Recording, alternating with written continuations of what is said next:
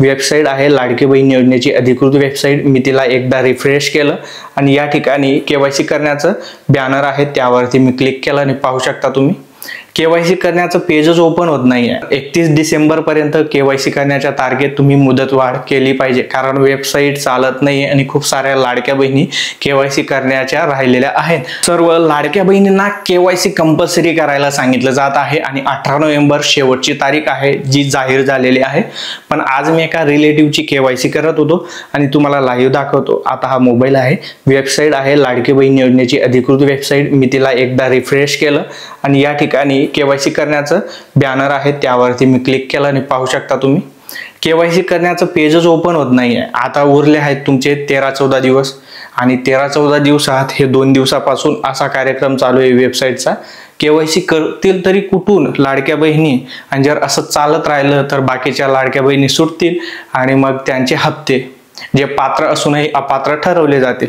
मग त्यात माझं एक म्हणणं आहे, जर का महिला व बालविकास विभागामधून कोणी हा व्हिडिओ पाहत असेल तर 31 डिसेंबर पर्यंत केवायसी करण्याच्या तारखेत तुम्ही मुदतवाढ केली पाहिजे, कारण वेबसाईट चालत नाही आणि खूप साऱ्या लाडक्या बहिणी केवायसी करण्याच्या राहिलेल्या आहेत। आणि दुसरा सर्वात मोठा प्रश्न, ज्या लाडक्या बहिणींचे पती वारलेले आहेत, म्हणजे विधवा महिला आहेत, घटस्फोटित महिला आहेत, ज्या पतीपासून वेगळे राहतात किंवा ज्यांचे वडील वारलेले आहेत, ज्या महिला अविवाहित आहेत, मग अशा महिलांनी जो सेकंड आधार नंबर मागितला जातोय पतीचा किंवा वडिलांचा, मग अशा ठिकाणी कोणाचा आधार नंबर द्यायचा हा सर्वात मोठा प्रश्न आहे, ते त्या महिलांना पडलेला आहे। आणि अजूनही महाराष्ट्र सरकारकडून म्हणा किंवा महिला व बालविकास विभागाकडून अधिकृतपणे यावरती कोणीही सांगितलेलं नाही किंवा शासन निर्णयात याचा उल्लेखही नाही। मग अशा परिस्थितीत काय करायचं?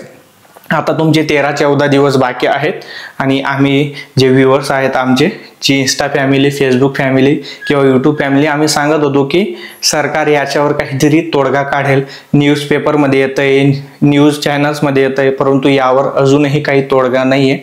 तर विनंती आहे आपल्या महाराष्ट्र सरकारला, यावर काहीतरी तोडगा काढा, काहीतरी ऑप्शन द्या, जेणेकरून अशा ज्या लाडक्या बहिणी आहेत तर त्या त्यांची केवायसी सुखरूपपणे करू शकतील।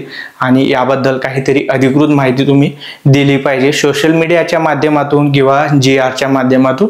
आणि याबद्दलच हा व्हिडिओ होता। आवडला असेल तर लाईक करा, हा व्हिडिओ जास्तीत जास्त शेअर करा, जेणेकरून एखाद्या सरकारी कर्मचाऱ्यापर्यंत, विभागापर्यंत, आदितीताई तटकरेपर्यंत हा व्हिडिओ पोहोचला पाहिजे। आणि असेच महत्त्वाचे व्हिडिओ पाहण्यासाठी चॅनलला सबस्क्राईब आणि फॉलो करा।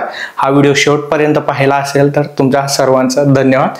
असेच व्हिडिओ मी तुमच्यासाठी घेऊन येत राहील, त्यामुळे चॅनलला सबस्क्राईब आणि फॉलो नक्की करा।